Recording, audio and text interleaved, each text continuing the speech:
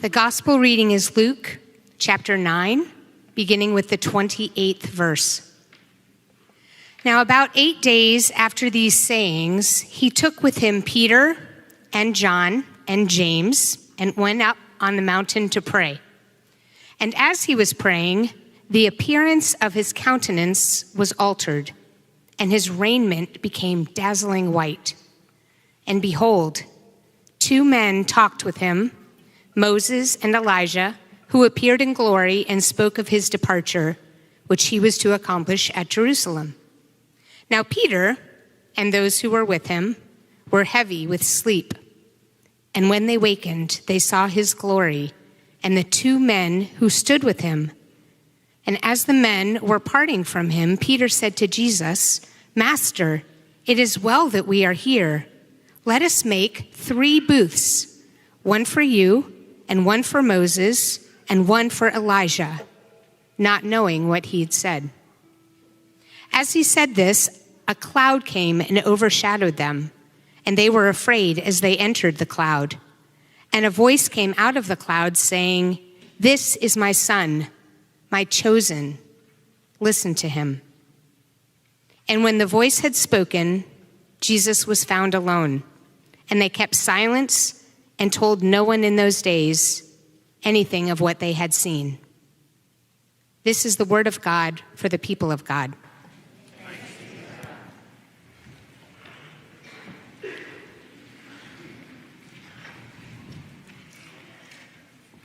Peter looks over.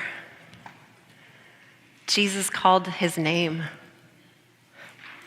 It still gives him a jolt of joy to hear his name on Jesus' lips, just like the first time, even though it's been a long time since he and James and John left everything to follow Jesus.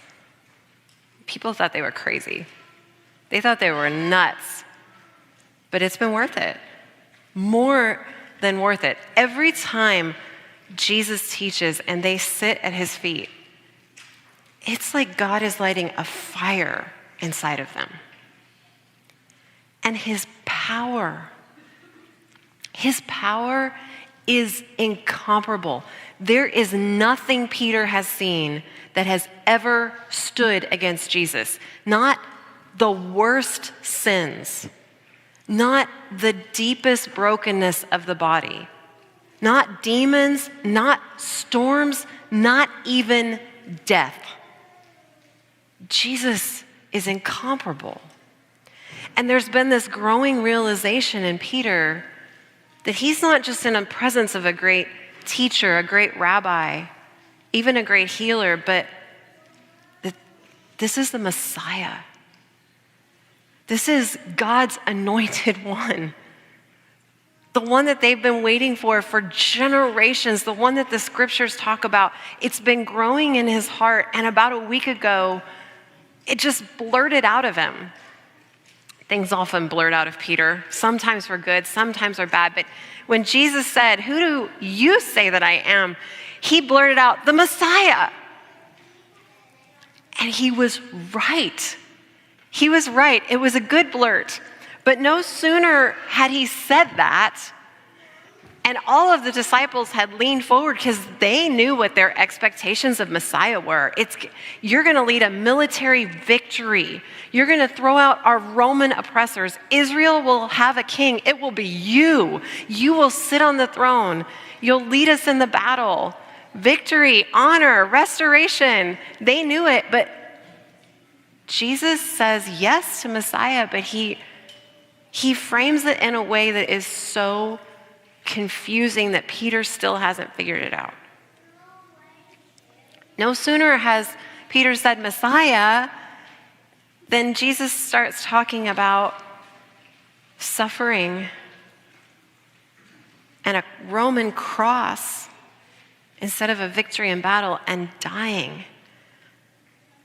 And no matter how Peter tries to fit this all together, what Jesus is saying with what he expects, it won't go. How can somebody who commands death and storms and demons ever lose? Ever die? It won't fit. But he's trying. That's one of the best things about Peter is he's always trying. He's always learning. He's always working to be that rock that Jesus sees in him. He wasn't born with the name Rock, because we hear Peter, but in his time, that was Rock. Like the Rock, y'all have heard of the Rock? That's Peter's name. He's Rock. But he wasn't born that way. He was born Simon. And Simon was a fisherman. Simon grew up in the same town. He had a good reputation. He had a boat and nets and partners.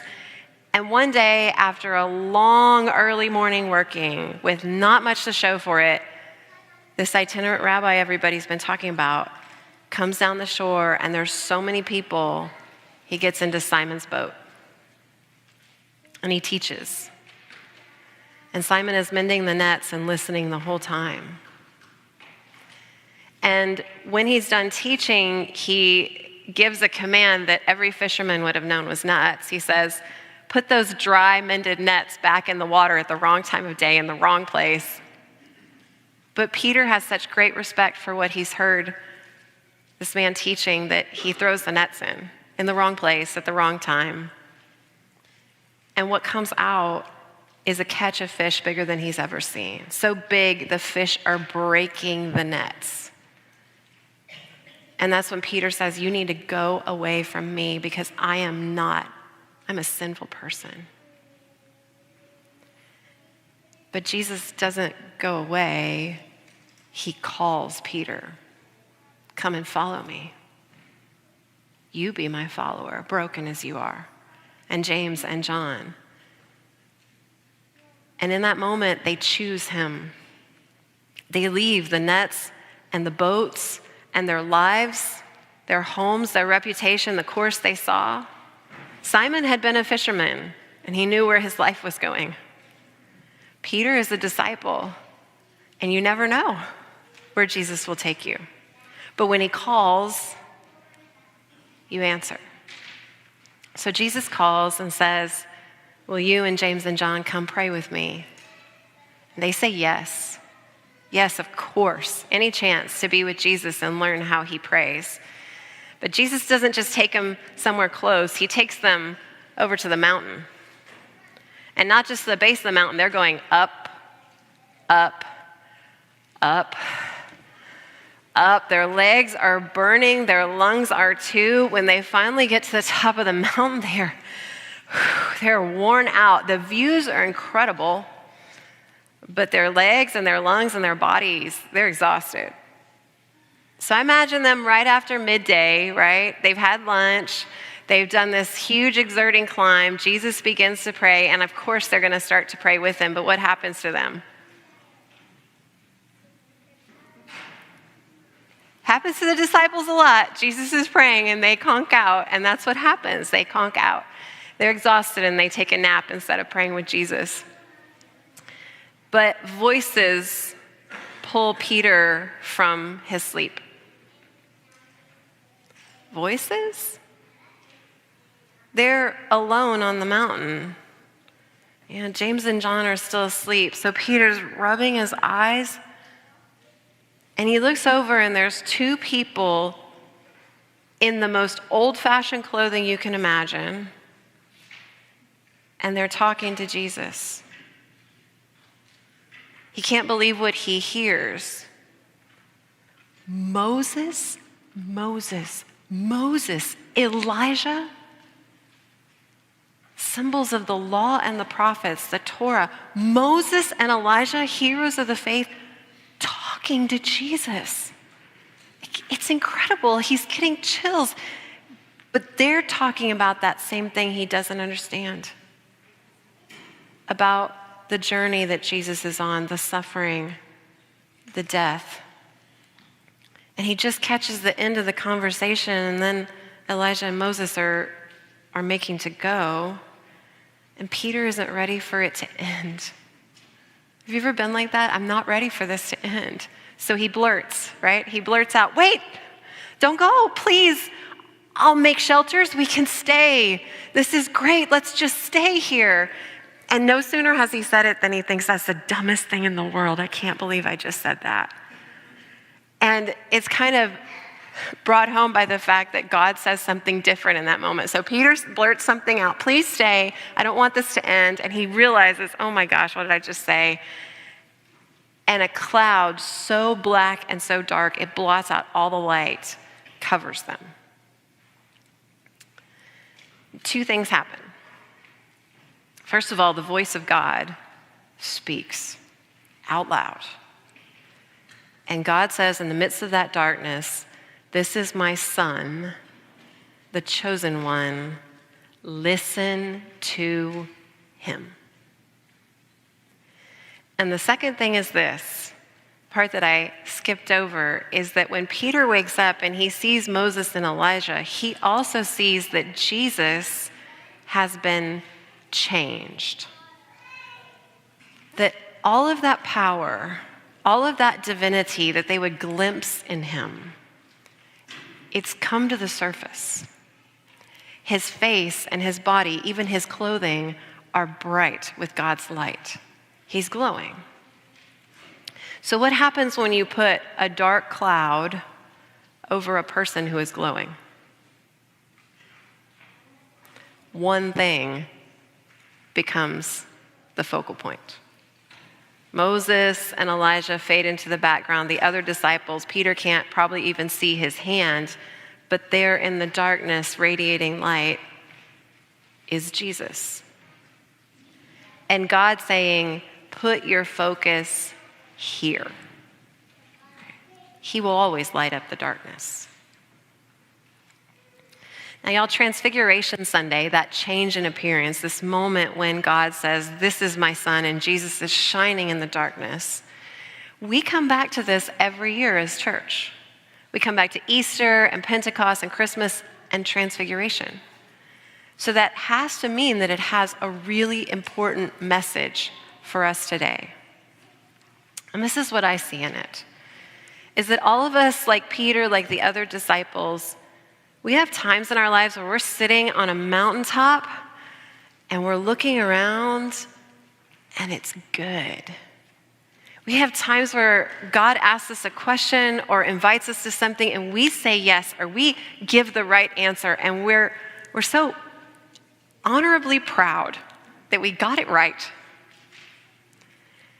And then we also have times, just like the first disciples, where we're confused. Or we blurt out the wrong thing. Or we're exhausted and we fall asleep when we know we should have stayed awake. Or we're covered in darkness and we can't see the way and we said the wrong thing, and what do we do? And for all of those moments in our lives, because our lives contain them all, we have God's words here. This is my son. Listen to him. Look for him. Focus on him. I don't know if it's a bright day in your world right now, or if it's really dark and confusing. But I know that God points us where to look. When we're on the mountaintop and when we're in the deep valley, we put our eyes, our ears, our hearts on our Lord. We look at him. We seek him. If we're confused, we spend more time with him. Because he's the one who walked that dark path towards the cross, towards the gates of death, and threw them to the other side. Threw them to the other side. And so no matter where we are on the path of life, he will see us through. And just like he called those first disciples by name, he calls you. He calls me. He calls all of us. And he invites us on this journey, us to his side. Where when we get confused, when we get lost, when we're unsure, we hear God's words again. This is my son. Listen to him. Look to him. Focus on him. He will always see us through.